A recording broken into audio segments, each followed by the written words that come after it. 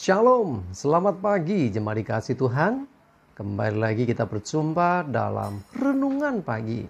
Mari minggu pagi hari ini kita akan bersama-sama merenungkan firman Tuhan. Supaya dengan kebenaran firman-Nya, iman kita akan terus dibangun. Iman kita diteguhkan dan dikuatkan. Sebab firman Tuhan kebenaran yang memerdekakan hidup kita. Firman Tuhan yang akan menjadi pedoman hidup. Firman Tuhan yang menuntun kita, menerangi langkah hidup kita, dan bahkan menjadi penolong bagi hidup kita. Mari sebelum merenungkan firman Tuhan, kita akan berdoa supaya Tuhan yang mengurapi, Tuhan yang menyatakan, menyingkapkan kebenaran firman-Nya, sehingga kita bisa menangkap pesan Tuhan, mengerti kehendak Tuhan, dan melakukannya dalam hidup kita. Mari kita berdoa terlebih dahulu.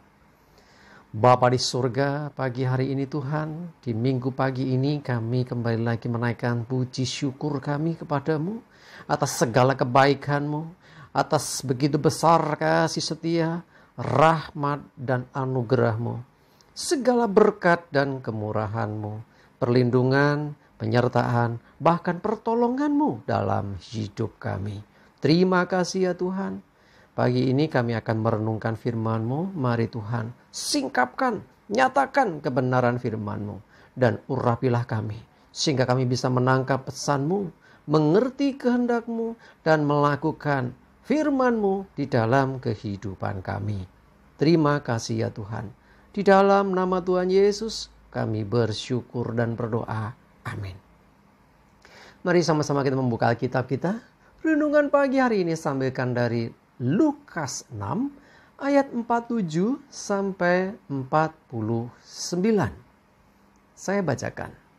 Setiap orang yang datang kepadaku dan mendengarkan perkataanku serta melakukannya, aku akan menyatakan kepadamu dengan siapa ia dapat disamakan. Ia sama dengan seorang yang mendirikan rumah. Orang itu menggali dalam-dalam dan meletakkan dasarnya di atas batu. Ketika datang air bah dan banjir melanda rumah itu tidak dapat digoyahkan. Karena rumah itu kokoh dibangun. Akan tetapi barang siapa mendengar perkataanku dan tidak melakukannya, ia sama dengan seorang yang mendirikan rumahnya di atas tanah tanpa dasar. Ketika banjir melanda, rumah itu segera rubuh dan hebatlah kerusakannya. Jemaat dikasih Tuhan, versi yang sama juga disampaikan dalam Injil Matius. Di sana dikatakan yang satu di atas batu, yang satu didirikan di atas pasir, gitu ya. That's okay. Ya intinya adalah orang mendengar firman. Ya, semua orang mendengar firman. Tetapi kenapa yang seorang kok tetap bisa berdiri di saat ada badai hidup dan masalah? Yang seorang lagi kenapa dia bisa rubuh, bisa runtuh iman dan pengharapannya?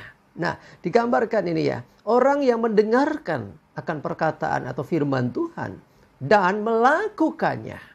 Itu digambarkan seperti orang yang membangun rumah, dia menggali dalam-dalam lalu meletakkan batu sebagai pondasinya, dasarnya batu.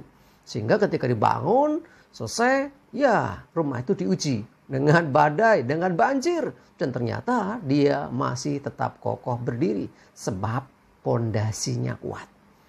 Yang seorang lagi digambarkan mendengar, ya sama seperti yang pertama, tidak mendengar firman. Tetapi dia tidak melakukannya. Apa yang terjadi kemudian? Digambarkan seperti orang yang bangun rumah. Lagi-lagi sama ya, seperti orang bangun rumah. Tapi dia membangun tanpa dasar, tanpa pondasi, langsung di atas tanah. Ya, saya sampaikan tadi kalau di Matius di atas pasir malahan. Sehingga terjadi kemudian apa? Sama, ada badai, ada banjir.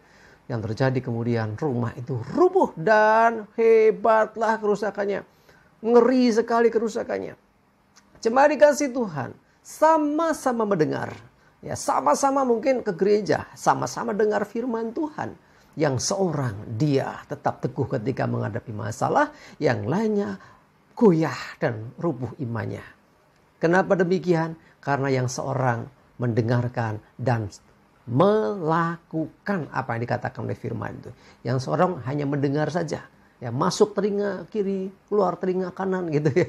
Jadi tidak ada yang nyangkut sehingga akhirnya apa? Tidak melakukan apa-apa. Ya seperti hanya kita dengar cerita, seperti hanya kita dapat pengetahuan tapi tidak menerapkan. Sehingga yang terjadi ketika ada badai, ada masalah, goyah, rubuh, runtuh. Wah, ngeri sekali.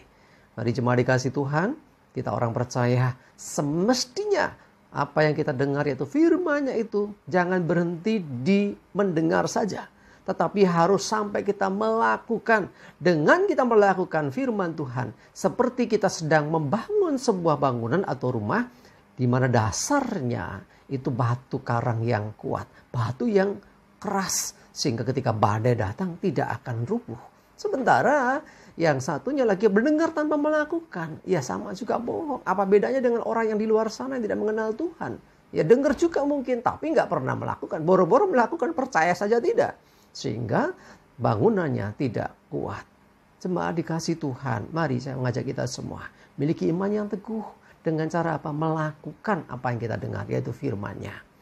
Jadi seperti gambaran tadi, sama-sama mendengar, sama-sama bangun rumah. Mungkin yang bangun tanpa pakai menggali tanah, memberikan pondasi batu, lebih cepat mungkin bangunnya. Biayanya lebih murah mungkin. Ya, santai ya.